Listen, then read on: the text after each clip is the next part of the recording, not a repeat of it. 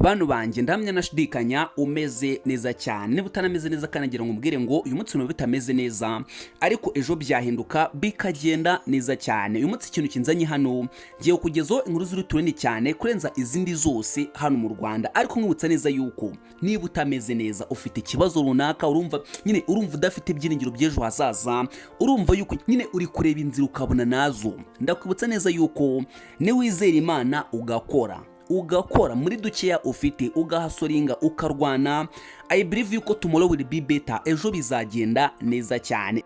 Inkuru ya mbere iri turende cyane kurenza izindi zose hano mu Rwanda niyo umuhanzi witwa Harmonize. Mwese muramuzi, uyu muhanzi n'umusitari mu gihugu cya Tanzania. Mu minsi ishize aherutse gutangaza yuko agiye gusohora album y'indirimbo 14 ziryoshye cyane, ariko icyashimishije abantu nuko rwose kuri iyi album harimo n'umunyarwanda cyangwa se harimo n'umuhanzi w'umunyarwanda dukunda cyane witwa Element Ele. Ese urumva kano kana atari keza cyane?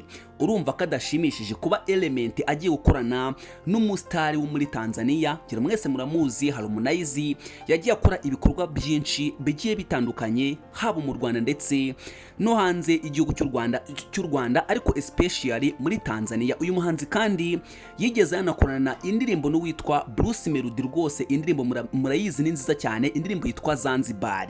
Uyu munsi iyi ndirimbo nubwo wayumva ukongera ukayumva, ni imwe mu ndirimbo nziza cyane ndetse kandi rwose zihora zifite hit, zihora zifite icyo twita icyanga.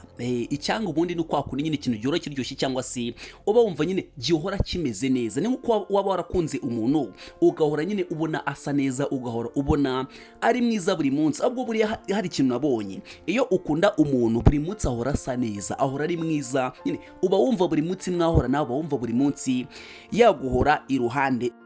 Iyindi nkuru ya kabiri iri tureni cyane kurenza izindi zose hano mu Rwanda niyo umuhanzi witwa ZIGEZWEHO.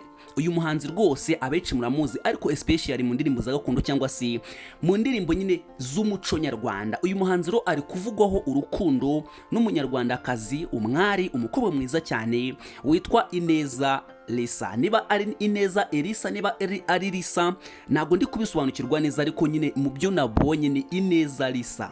Uyu mukobwa rero rwose ni umwe mu bakobwa beza, urabona yuko ni umukobwa ukeye kandi rwose ufite itoto, urabona yuko ari umukobwa woroshye umeze neza cyane. Niba uri umukobwa mwutse neza yuko kuba uri umukobwa uteye neza, usa neza kandi woroshye, uzabigiramwo uruhare. Ushobora gukora siporo, ushobora kurya neza, kurya utuntu nyine dutuma ugira umubiri umeze neza cyane. Rero uyu muhanzi nyine ibi byose byatangiye kuba trend cyane nyuma yuko uyu mwana w'umukobwa akoze isabukuru y'amavuko cyangwa se yizihije bidi, nuko ZIGEZWEHO araza aramutaka, aravuga ati rukundo rwanjye, bwiza bwanjye rwose, ubwiza budashirira, nyine aragenda aramutaka, aramutanaga, aravuga ati nowe unifuza kandi no nkunda mu buzima bwanjye. Nyine urumva nande magambo menshi cyane nyine amwereka ati rwose niwo ugomba kuzambyarira abana ejo nejo bundi. Nkwibutsa neza ko buri rwose niba uri umusore utazabona rwose umukobwa akwitaho ngo ugire ngo ni ibintu bisanzwe, kandi niba uri umukobwa utazabona rwose umusore akwitaho abwira ati I love you je t'aime, ukagira ngo nyine ni ibintu bisanzwe. Rero ZIGEZWEHO rwose nawe turamwifuriza kuzahirwa mu rukundo. Reka twambuke rero tujye ku yindi nkuru iri turende cyane kurenza izindi zose hano mu Rwanda. Iyi nkuru ni y'umuhanzi w'umuraperi witwa Lil G rwose mwese muramuzi. Umuntu utazi Lil G mu myaka ya kera, nyine ubwo ngubwo nimvuga Lil G turi kuvuga ba bantu ba kera. Niba uzi neza yuko wigeze gukunda indirimbo za Lil G, umenye neza yuko rwose nawe uri mu bantu bakuze hano mu gihugu cyacu cy'u Rwanda. Rero Lil G yahishuye yuko rwose ari mu rukundo n'umukobwa witwa Isimbi Kevin. Ibi byose byabaye nyuma yuko nyine atandukanye n'umugore we bafitanye abana bagera kuri 2 wo mu gihugu cya Polenyi. Ubundi kuva 2022 uyu muhanzi Lil G yatangaje yuko nyine ari mu rukundo n'umwari cyangwa se n'umukobwa wo muri icyo gihugu, aho nyine icyo gihugu ubundi Lil G nicyo yaratuyemo muri Polenyi, mwese murahazi. So rero uyu muhanzi 2025 yaje kuba nyine yakora ubukwe. Bivuze ngo nyine 2022 yatangaje yuko afite umukunzi wo mu gihugu nyine yari yarimukiye mu Urumva nyine yavuye mu Rwanda ajya mu gihugu cya Polenyi.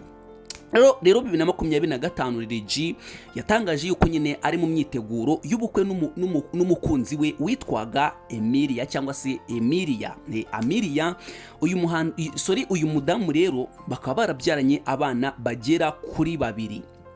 babyaranye abana bagera kuri babiri. Ariko uyu munsi Lil yongeye gutangaza yuko rwose nyuma yuko nyine avuye mu icyo gihugu akimukira mu Rwanda cyangwa se akagaruka mu Rwanda, ari mu rukundo n'umunyarwandakazi, umukobwa mwiza cyane witwa Isimbi Kevin. So Lil rero nawe rwose tumwifuriza ngo azahirwe n'urugendo rw'ubu buzima kandi azahirwe n'urukundo. Buriya njye nkunda kubabwira ngo just hari igihe umuntu abana n'umuntu cyangwa se hari igihe ushobora kubana n'umuntu ukabona yuko nyine bitariho bimacinga neza, ukabona ko bitariho bihura, ukabona yuko nyine muri kubyina amanyurane. Ugomba kubanza ugatekereza kabiri niba utazahasiga ubuzima. Ubaye uzahasiga ubuzima rwose inama nakugira washakisha iyindi nzira nziza, kubera yuko iyo ibintu byanze ntabwo ari ryo herezo ry'ubuzima. Hari ukuntu ibintu ushobora kwanga mu buzima ariko waca indi nzira nabwo bikazagenda neza cyane. Nugakomeze kwihambira ku bintu kandi ubona yuko biri kugiraho effect, ubona yuko ushobora kuzahatakariza ubuzima. Ibyo ngibyo nabifata nko kwiyahura cyangwa se nabifata nko kwiyanga. So rero umuntu nakwanga we ubwawe nuziyange. Rero Lil rwose yafashe icyemezo cyiza kugaruka mu Rwanda, none hagahita afata na decision yo kuvuga ati ngomba gushakisha umunyarwandakazi, umwari nyine tugakomezanya urugendo rw'ubu buzima. Mwibutsa neza ko ngiye uri kukugezaho zino nkuru nk'ibisanzwe. Amazina yanjye nitwa Iva, nayo YouTube channel yacu nkuko umaze kubimenyera ikaba yitwa Iva Talk Empire.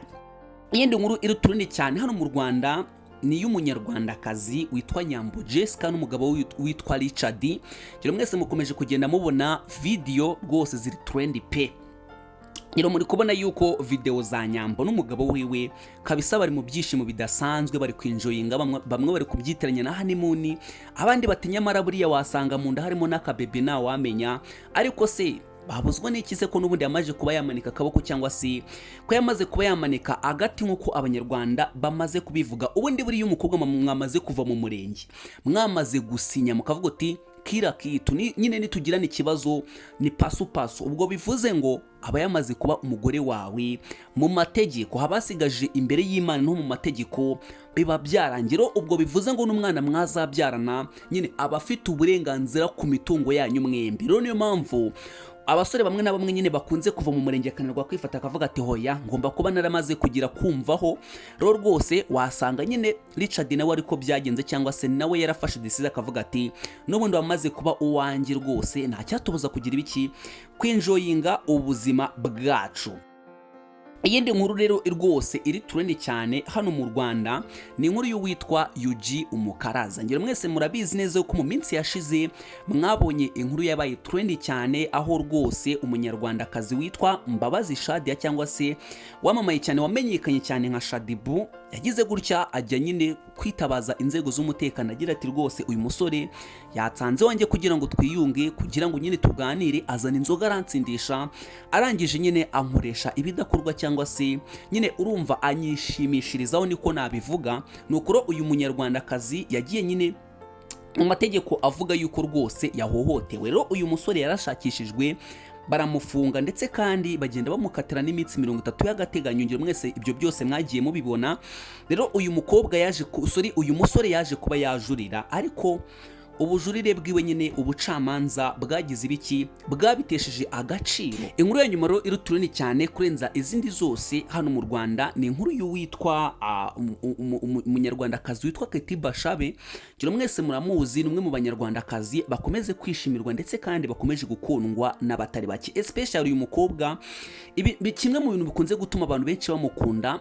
Justin umwe mu bakobwa bitwara neza. Keti Bashabe ariyubaha kandi yihesha agaciro, ni umukozi, agira discipline, akunda abantu. Nyine Keti Bashabe busa namuvuga gute sinzi ukuntu namuvuga, ariko uyu mukobwa rwose yujuje buri kimwe cyose buri mugabo wese yifuza ku mugore wiwe. Ariyubaha, arikunda, yego nawe ureba wenda indani mu mitekerezo by'umuntu, ariko byibura turebeye inyuma, turebye physically, Keti Bashabe umwe mu banyarwandakazi bagerageza rwose kugaragaza ikinyabupfura, kwiyubaha, kwikunda, gukunda akazi, gukora cyane, nyine gushyira imbere ibintu byose tuzi ku bakobwa nyine tuba twifuza mu buzima bwacu.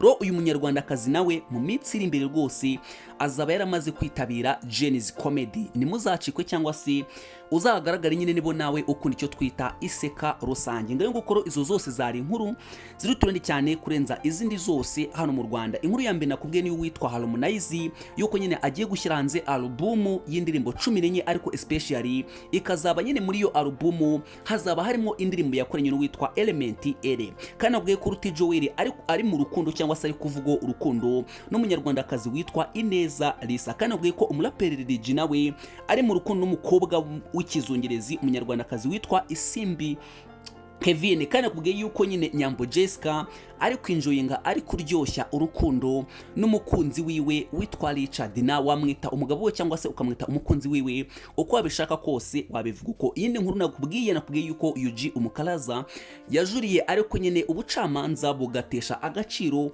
ubujurire bwiwe. Niba ukunda inkuru zacu, niba ukunda ibiganiro byacu, nta kindi usabwa ntukagenda udakanze reka icya kabiri ushobora guca hasi muri komenti ugasiga igitekerezo cyawe wifuza yuko twaganira twakungurana ibitekerezo ushaka kutugezaho inkuru, waca kuri WhatsApp yacu cyangwa se ukatubwira hasi muri komenti. Nge mwumva umunsi ku munsi nitwa Iva, nkwifuriza ibyiza umunsi ku munsi, siniba sindoga aho kwiba nzabaganiriza. Imana ikurinde kandi adone umugisha.